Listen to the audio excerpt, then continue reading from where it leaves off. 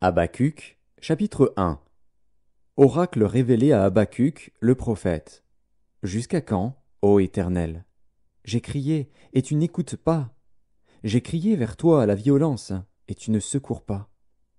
Pourquoi me fais-tu voir l'iniquité, et contemples-tu l'injustice? Pourquoi l'oppression et la violence sont-elles devant moi? Il y a des querelles, et la discorde s'élève. Aussi la loi n'a point de vie, la justice n'a point de force. Car le méchant triomphe du juste, et l'on rend des jugements iniques. Jetez les yeux parmi les nations, regardez, et soyez saisis d'étonnement, d'épouvante. Car je vais faire en vos jours une œuvre que vous ne croiriez pas si on la racontait. Voici, je vais susciter les Chaldéens, peuple furibond et impétueux, qui traverse de vastes étendues de pays pour s'emparer de demeures qui ne sont pas à lui. Il est terrible et formidable. De lui seul viennent son droit et sa grandeur. Ses chevaux sont plus rapides que les léopards, plus agiles que les loups du soir, et ses cavaliers s'avancent avec orgueil. Ses cavaliers arrivent de loin. Ils volent comme l'aigle qui fond sur sa proie. Tout ce peuple vient pour se livrer au pillage. Ses regards avides se portent en avant, et il assemble des prisonniers comme du sable. Il se moque des rois, et les princes font l'objet de ses railleries. Il se rit de toutes les forteresses, il amoncelle de la terre, et il les prend. Alors son ardeur redouble, il poursuit sa marche, et il se rend coupable. Sa force à lui, voilà son Dieu. N'es-tu pas de toute éternité, éternel, mon Dieu, mon Saint? Nous ne mourrons pas. Ô Éternel, tu as établi ce peuple pour exercer tes jugements. Ô mon rocher, tu l'as suscité pour infliger tes châtiments.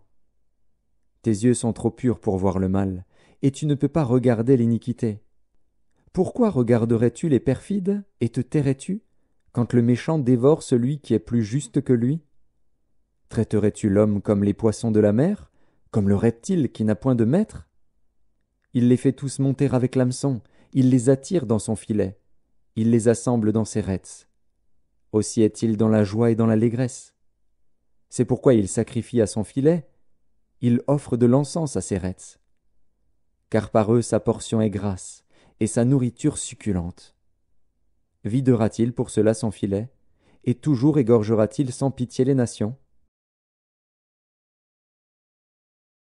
Habacuc, chapitre 2. J'étais à mon poste, et je me tenais sur la tour. Je veillais pour voir ce que l'Éternel me dirait, et ce que je répliquerais après ma plainte. L'Éternel m'adressa la parole, et il dit, « Écris la prophétie. Grave-la sur des tables, afin qu'on la lise couramment. Car c'est une prophétie dont le temps est déjà fixé. Elle marche vers son terme, et elle ne mentira pas.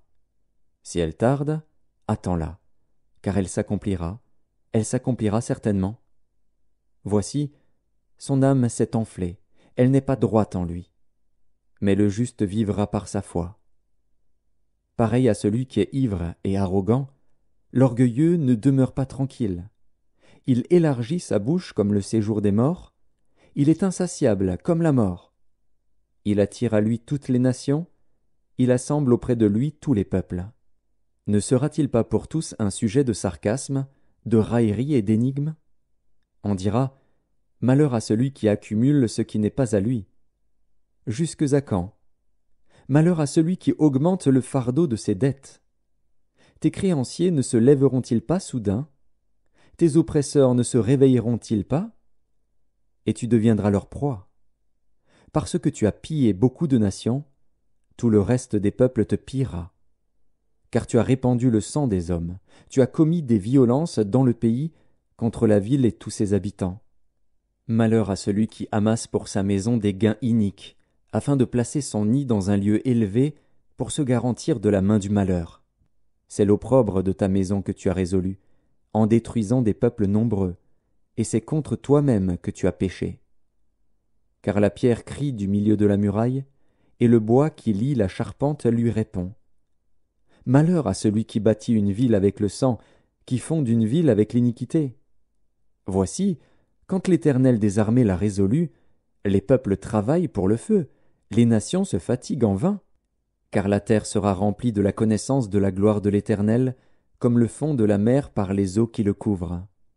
Malheur à celui qui fait boire son prochain, à toi qui verses ton outre et qui l'enivre, afin de voir sa nudité. Tu seras rassasié de honte plus que de gloire. Bois aussi toi-même, et découvre-toi. La coupe de la droite de l'Éternel se tournera vers toi, et l'ignominie souillera ta gloire. Car les violences contre le Liban retomberont sur toi, et les ravages des bêtes t'effrayeront, parce que tu as répandu le sang des hommes, et commis des violences dans le pays, contre la ville et tous ses habitants. À quoi sert une image taillée, pour qu'un ouvrier la taille? À quoi sert une image en fonte et qui enseigne le mensonge, pour que l'ouvrier qui l'a faite place en elle sa confiance, tandis qu'il fabrique des idoles muettes? Malheur à celui qui dit au bois, « Lève-toi », à une pierre muette, « Réveille-toi ». Donnera-t-elle instruction? Voici, elle est garnie d'or et d'argent, mais il n'y a point en elle un esprit qui l'anime. L'Éternel est dans son saint temple. Que toute la terre fasse silence devant lui. Habacuc, chapitre 3. Prière d'Habacuc, le prophète. Éternel, j'ai entendu ce que tu as annoncé, je suis saisi de crainte. Accomplis ton œuvre dans le cours des années, ô Éternel. Dans le cours des années, manifeste-la, mais dans ta colère, souviens-toi de tes compassions. Dieu vient de Théman, le Saint vient de la montagne de Paran. Sa majesté couvre les cieux, et sa gloire remplit la terre. C'est comme l'éclat de la lumière. Des rayons partent de sa main. Là réside sa force. Devant lui marche la peste, et la peste est sur ses traces. Il s'arrête, et de l'œil il mesure la terre. Il regarde, et il fait trembler les nations. Les montagnes éternelles se brisent, les collines antiques s'abaissent. Les sentiers d'autrefois s'ouvrent devant lui. Je vois dans la détresse les tentes de l'Éthiopie, et les tentes du pays de Madian sont dans l'épouvante. L'Éternel est-il irrité contre les fleuves? Est-ce contre les fleuves que s'enflamme ta colère? Contre la mer que se répand ta fureur, pour que tu sois monté sur tes chevaux, sur ton char de victoire?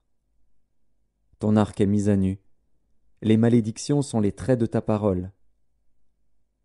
Tu fends la terre pour donner cours aux fleuves. À ton aspect, les montagnes tremblent, des torrents d'eau se précipitent. L'abîme fait entendre sa voix, il lève ses mains en haut.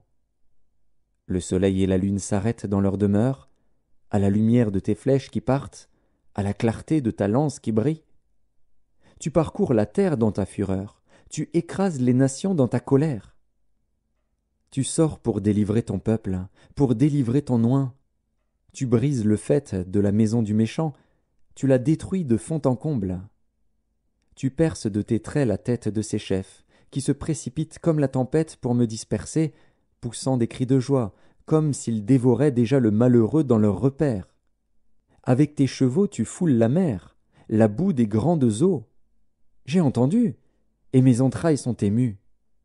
À cette voix, mes lèvres frémissent, mes os se consument, et mes genoux chancellent.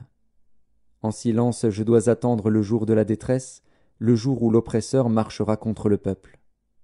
Car le figuier ne fleurira pas, la vigne ne produira rien, le fruit de l'olivier manquera, les champs ne donneront pas de nourriture.